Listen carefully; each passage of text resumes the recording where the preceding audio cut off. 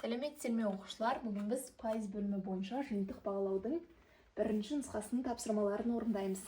Бірінші тапсырма: кестемен берілген бос орындарды толтыруымыз қажет. 0,52 деген берілген, ол бізде 52% болады, ал бөлшекке айналдыратын болсақ 100-ден 52, оны қысқартсақ 25-тен 13 болады екен. Келесі 48%, ол 0,148 ондық бөлшекке айналдырғанда, ал жай бөлшекке айналдырғанда 100-ден 48, ал қысқартатын болсақ 25-тен 12 болады екен.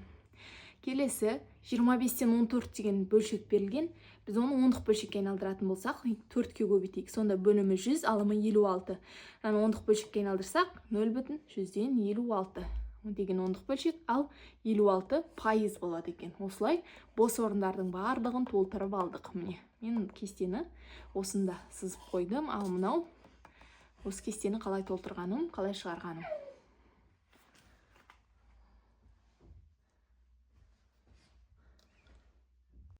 Келесі екінші есеп. Екінші есепте 56 санының 25%-ын табу керек. Ол үшін біз 56-ны көбейтеміз, 100-ден 25-ке тең болады.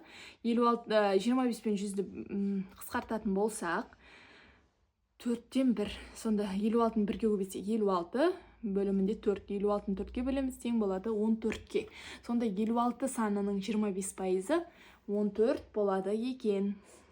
Келесі В тапсырмасында 60 санының 120%-ын табу керек. Ол үшін біз 60-ты көбейтеміз 100-ден 120-ға. Бұл жерде бірінші 100 бен 120-ны 10-ға қысқартып алдық. Мына жерде 10 қалды, мына жерде 12 қалды. Енді 10 мен 60-ты қысқарттық. Мына жерде 1 қалды, мына жерде 6 қалды. Енді қалғаны 6 мен 12 болып тұр. 6 көбейту 12 деп жазамыз, тең болады 72-ге. Сонда 60 санының 120%-ы бізде 72 деген сан болады екен. Екінші есеп аяқталды. Келесі үшінші есеп. Үшінші есепте 40%-ы 8-ге тең санды табуымыз керек. Ол үшін біз 8-ді бөлеміз 100-ден 40-қа, тең болады 8 көбейту дейміз, алым мен бөлімнің орнын ауыстырып жазамыз. Сонда 40-тан 100, бұл жерде 8 мен 40-ты қысқартамыз, сонда мына жерде 1 қалады, мына жерде 5 қалады. Сонда алымында 100 қалды, бөлімінде 5 қалды. 100 бөлу 5 бізде 20-ға тең болады екен. Осымен үшінші есеп аяқталды. Келесі төртінші есеп. Төртінші есепте мәтін есеп берілген. Бірінші күні кітаптың 20%-ын оқыды, екінші күні 35%-ын оқыды.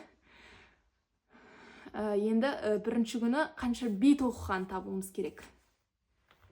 Біз бірінші, үшінші күні қанша пайызын оқыған тауып алу үшін 20-ны 35%-ға қосып 100%-нан алып тастаймыз. Сонда 45%. Үшінші күні кітаптың 45%-ын оқыпты. Ал ол бізде 45% 90 бет деп тұр. 90 бет. Енді осы 90 бет пен 45%-ды пайдаланып, жалпы кітаптың неше бет екенін анықтап алайық. Ол үшін 90-ды бөлеміз 45%-ға, тең 90 бөлу 100-ден 45. Тең 90 көбейту 45-тен 100.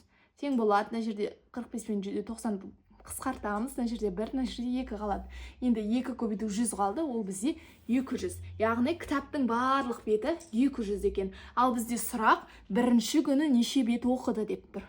Яғни бірінші күні 20%-ын оқып еді ғой. Сол үшін біз осы кітаптың 20%-ын тауып алайық. 200-ді көбейтеміз 20-ға, тең 200 көбейту 100-ден 20 тең, мына жерде 100 бен 200 қысқарттық, 1 қалды, 2 қалды. Сонда 2 көбейту 20 тең болады 40-қа. Демек, бірінші күні кітаптың 40 бетін оқыған екен. Осымен төртінші есеп аяқталды.